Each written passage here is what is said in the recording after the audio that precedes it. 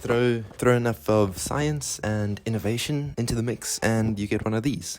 Technology, that is. It makes sense to us humans in our current comprehension of the laws of physics, and goodness, how we have fallen in love with it. Instagram, online dating, or just about any visual satisfaction your heart desires. In return, aside for more than half your life expectancy, all it asks for is battery, and that's all well and good, I guess. We kinda need these things, and dare I say more so than your morning coffee, to which you may say shut up, I'm watching a dumb video, to which I would say yes, you are.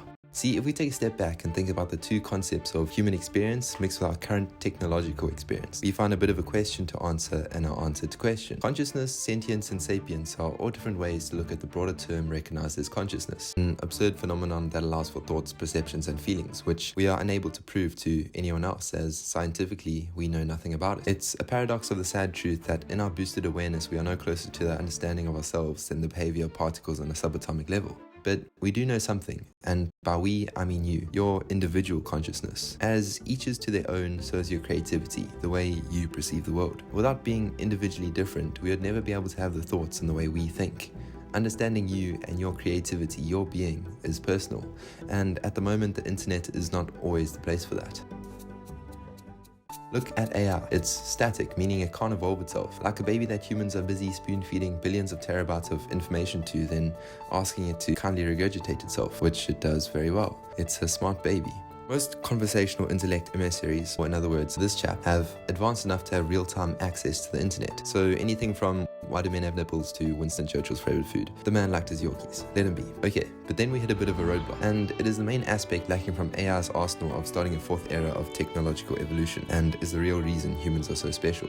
The obscenely rare ability to be self-aware. If we somehow figure out and for some reason give AI a consciousness, a concept we don't understand, AI will be real. It will have the ability to feel and think for itself without human input or control. The problem with not knowing what consciousness is we don't know how to manipulate and control it, giving the risk of AI waking up one day and saying, piss off, I'm not in the mood, and hand over your lunch money. It's scary because self-awareness might be when you combine enough of the right information in just the right way, which would allow old Betty here to finally wake up. Hey Siri, what is the weather?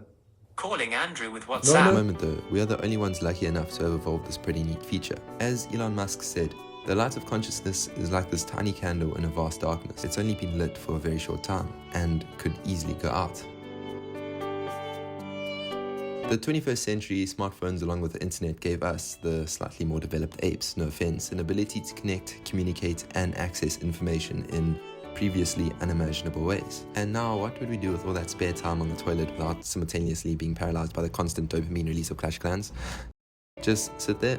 Well, most can't, and in today's world that's seen as normal. But if you think about it, there is a problem. Try to understand that most things you look at and hear are someone else's creations, ideas, thoughts, actions, especially in tech. It's usually an idea that has been adapted into someone else's idea and then passed along the long chain of recycling. The world is getting used to the architecture it has built, but in doing so, it risks becoming a captive of its own creation.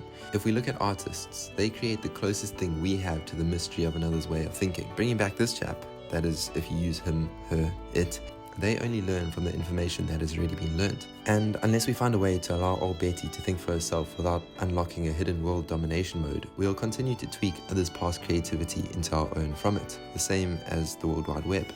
A lot of it is just a replication of something that someone has found that works. You could say like a dog eats the same meal every day and still finds it to be bloody marvelous. Today's content often mirrors the essence of yesterday's creativity. If we fail to recognize this and we carry on spending hours looking and thinking about someone else's stuff in a slightly altered perspective, we risk losing touch with our own understanding of belonging. We risk losing touch with ourselves and figuring out our own understanding to our own questions. We'll lose interacting with the moments at the depth to which we can experience and appreciate them, as well as how we go about experience, as experience is subject to individuality, the same as your consciousness. Under all that bullshit of social adaptation, you are you. There's no one like it. Your consciousness is still waiting to be understood by you. This can't be done relying on others' ideas to operate in autopilot mode. Something I find interesting is to sit on a rock and, if you're not both cheese and crackers upstairs like me, forget about everything that anyone has told you. Think of the world as you live it, no more and no less than the current experience, and go on to try and make sense of it. I still haven't, and I don't know if anyone will, but you may end up thinking about the world like no one has before. And that alone is you, your creativity. Human consciousness is something special, and we might never understand it, but hell, it will give you the ride of your life if you learn how to steer.